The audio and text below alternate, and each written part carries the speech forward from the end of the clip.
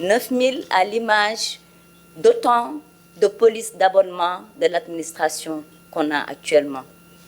Pour nous assurer que dans chaque administration sénégalaise, on aura un gestionnaire de l'énergie au moins pour préserver, permettre également de rationaliser les consommations énergétiques et accompagner la dynamique de réduction de la facture publique d'électricité.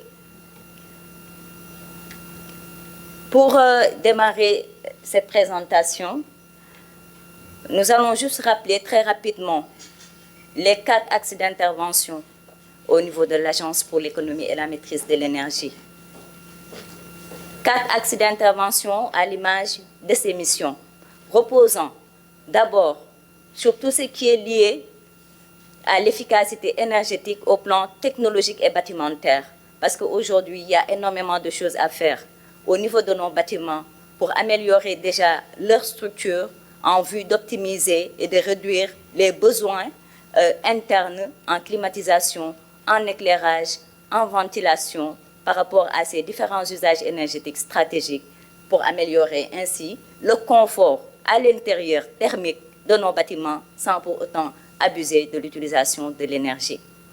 Mais également tout ce qu'il y a comme équipement, installation technique énergétique au niveau de ces bâtiments sont également visés par l'axe d'intervention sur l'efficacité énergétique passive. Il y a également le volet efficacité énergétique active, aujourd'hui qui va énormément impliquer ces gestionnaires de l'énergie, car ce volet porte sur justement la gestion rationnelle de l'énergie à travers plusieurs options.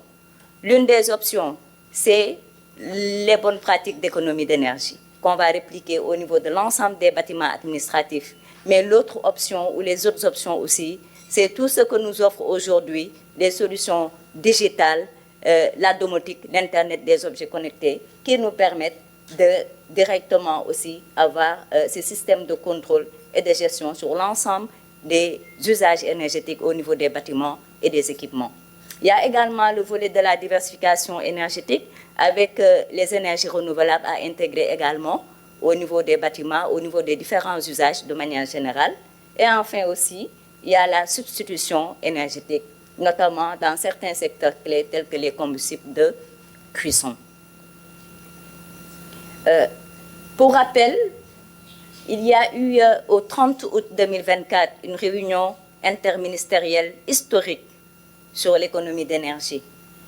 À l'issue de cette réunion, 17 décisions ont été prises. Bien évidemment, l'une des décisions aujourd'hui justifie l'activité qui nous réunit, car cette décision portait justement sur la mise en place du réseau des gestionnaires de l'énergie en 2 phases. La phase 1, celle d'aujourd'hui, et la phase 2, le déploiement graduel jusqu'à atteindre l'objectif de 9 000 gestionnaires. En résumé, au niveau des 17 décisions, aujourd'hui, on est heureux de partager un peu quelques éléments de l'état de mise en œuvre. Il y avait des mesures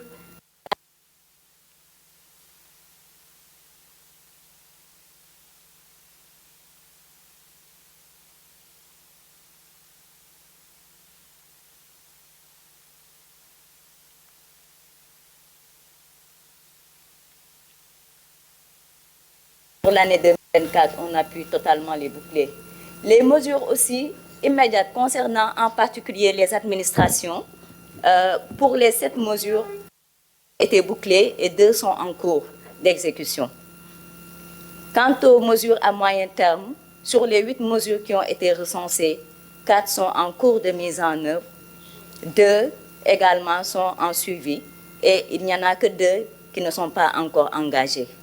Et ces 2, comme on le verra plus bas, portent essentiellement sur l'inscription dans le budget consolidé d'investissement à partir de 2025 de 3 programmes clés pour accompagner la matérialisation de la réduction des factures publiques d'électricité dans l'administration en leur phase 1, notamment le programme de mise à niveau énergétique, digitalisation et solarisation des bâtiments administratifs avec une première phase de 15,8 milliards qui était prévue sur 3 ans. Le programme également d'amélioration des performances énergétiques des stades du Sénégal avec une première phase de 2,4 milliards qui était prévue sur 2 ans, mais aussi le programme d'extension des points d'information territorialisés sur la maîtrise de l'énergie d'un budget de 2,4 milliards qui était prévu sur 3 ans. Bien évidemment, il y avait un autre programme qui portait sur l'éclairage public efficace, connecté au réseau conventionnel, d'un budget de 60 milliards, mais pour lesquels d'autres démarches sont en cours pour la levée des financements. Revenant sur la structure des dépenses publiques d'électricité, on peut rappeler jusqu'à aujourd'hui le montant de la facture dont on parle, qui en 2023 était chiffré à 71,6 milliards de francs CFA, concernait tout l'écosystème de l'administration centrale aux collectivités territoriales, en passant par les établissements publics à autonomie financière, sans oublier aussi tout ce qu'il y a comme, bien évidemment, agences autonomes et autres secteurs assimilés. Donc, par rapport à cela, on était également à ces 9 000 et quelques polices d'abonnement de l'administration. Aujourd'hui, il y a plusieurs constants, certes qui ont été faits, mais qui sont toujours d'actualité, concernant la problématique aussi du niveau des consommations énergétiques dans l'administration, qui naturellement justifie aussi le niveau de la facture au niveau de ces administrations. Il y a les problèmes de structure au niveau des bâtiments administratifs, édifices et infrastructures. On en a parlé tout à l'heure.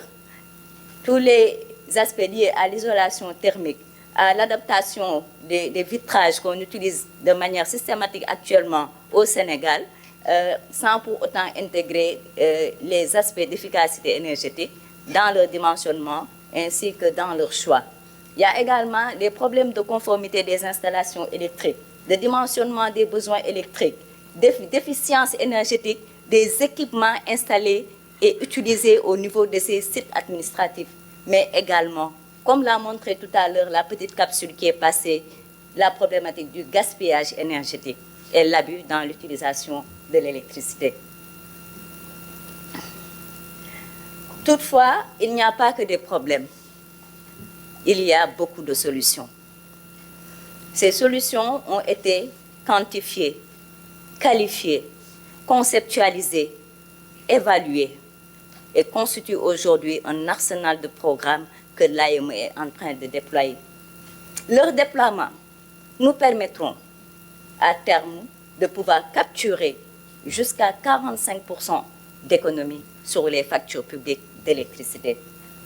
Schématisant un peu, cela pourrait aller jusqu'à 32,2 milliards de nos francs CFA, en intégrant toutes les dimensions qu'on a vues tout à l'heure concernant la maîtrise de l'énergie.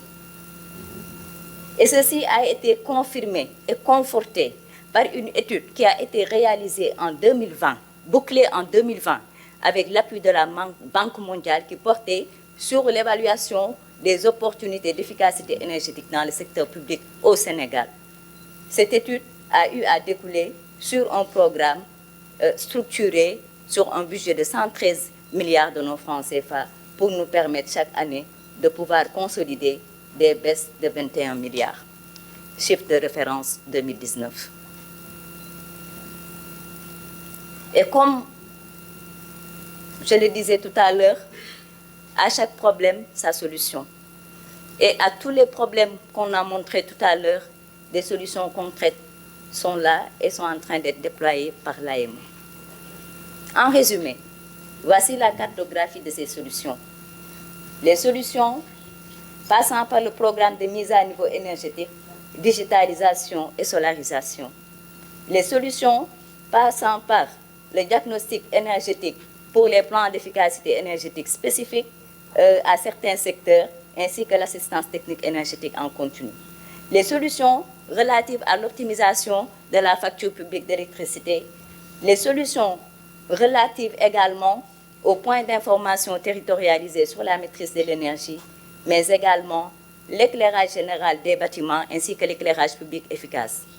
Sur ce point d'ailleurs, par rapport à l'éclairage général des bâtiments, l'AME vient de boucler la structuration financière de la phase 1 avec l'accompagnement de la Banque mondiale de la Banque africaine de développement pour un montant de 8,3 milliards de nos francs qui va viser pour le démarrage 3 régions et il y aura d'autres phases qui vont suivre car tout ce programme-là est structuré autour d'une trentaine de milliards. Il y a également tout le volet, bien évidemment, réglementation, normalisation, avec des travaux en cours pour mettre en place une loi sur la maîtrise de l'énergie au Sénégal. Bien évidemment, il y a des défis à relever. Et le principal défi aujourd'hui, c'est de mettre véritablement à l'échelle l'ensemble de ces solutions. À date, c'est des efforts à échelle limitée qui sont en train d'être déployés. Mais tout de même, cela nous a permis de pouvoir matérialiser avec l'ensemble des efforts déjà mis en place des économies financières tournant autour de 17 milliards de nos francs que l'AME a pu mobiliser. Pour la mise à l'échelle, pour les 3 programmes phares concernant l'administration, parce qu'il est important de rappeler que dans les 71,6 milliards de la facture publique d'électricité, 13,3 milliards sont constitués par l'éclairage public. Raison pour laquelle ce secteur également mérite une attention particulière. Donc, il y a ce programme de mise à niveau énergétique budgétisé pour la phase 1 à 15,8 milliards, mais le coût global, comme annoncé tout à l'heure, est à 113,8 milliards. Pour la phase 1, les 15,8 milliards nous permettront de générer des gains de 5,06 milliards. Pour le programme à l'endroit des stades, les gains sont autour de 1,125 milliards par année pour un investissement de 2,384 milliards. Quant à l'éclairage public, l'AME a réalisé déjà des études très approfondies dans la banlieue de Dakar pour faire le déploiement de ce programme pour un budget de 14 milliards, le programme global étant chiffré à 60 milliards. Et pour la phase banlieue, cela nous permettra de générer des gains de 5 milliards. N'oublions pas aussi que le montant de 13,3 milliards évoqué tout à l'heure par rapport à la facture de l'éclairage public est un montant estimatif parce que beaucoup d'installations EP ne disposent pas actuellement de système de comptage. Et donc, c'est des chiffres qu'il faudra reconsidérer nettement à la hausse. Alors, pour en revenir et terminer par le projet des gestionnaires de l'énergie. C'est un projet qui est structuré en 2 composantes. La première composante, c'est les gestionnaires de l'énergie, qu'on appelle parfois aussi hommes énergie dans d'autres pays. Et la deuxième composante, ce sont les brigades de l'énergie. Les gestionnaires de l'énergie ont été actés pour l'objectif de 9 000 à déployer pour une couverture de 100% des polices d'abonnement de l'État. Tout à l'heure, une capsule présentera de manière très détaillée les missions des gestionnaires de l'énergie. Quant aux brigades de l'énergie, c'est un corps qui sera destiné aux collectivités et aux populations. Ils seront déployés sur le terrain également et vont être constitués en raison de 4 au minimum par commune pour accompagner la dynamique aussi d'économie d'énergie et de rationalisation des consommations à ce niveau. Pour ce programme au global, ce qui pourrait être mobilisé en termes d'économie est évalué à 6,7 milliards de nos francs CFA. Donc, en résumé, ces gestionnaires de l'énergie sont spécialement destinés aux bâtiments, édifices et infrastructures dans le secteur administratif en vue d'accompagner la politique de l'État pour la rationalisation des dépenses publiques d'électricité. Et donc, ils servent aussi de garants des installations relatives à l'électricité et aux différentes énergies, parce qu'il n'y a pas que l'électricité dans nos bâtiments, et flûte aussi pour en assurer le suivi et la gestion efficiente. En termes de perspective, il s'agira également, toujours sous ce registre, d'aller rapidement vers un plan de mobilisation des 9 000 gestionnaires de l'énergie. Un objectif même initial, entre 2025 et 2026, de 1 000 gestionnaires additionnels à mettre en place est ciblé actuellement par l'agence, qui est en train de faire même des démarches pour voir comment mettre à contribution le corps des agents de sécurité de proximité dans le cadre de leur programme de redéploiement. Il y a également le lancement officiel de la campagne annuelle nationale de communication sur l'économie d'énergie qui sera programmée bientôt. Il y a également la mise en place de la Super ESCO. Sur ce programme-là, il travaille de manière très active parce que c'est une solution de financement spécifique au secteur de l'efficacité énergétique et qui permet de sortir les investissements de l'efficacité énergétique du budget de l'État et nous permettre de mettre à l'échelle également avec des résultats très appréciables les programmes dont on a parlé tout à l'heure. Et donc, ça nous ramène à la mise en œuvre à grande échelle de l'ensemble de ces programmes d'efficacité énergétique. Et sous ce registre également, l'AME travaille activement actuellement sur des partenariats au niveau national avec des institutions également complémentaires dans le cadre des actions de maîtrise de l'énergie pour davantage consolider l'ensemble de ces interventions et être beaucoup plus aussi efficiente en termes d'opération. Je vous remercie.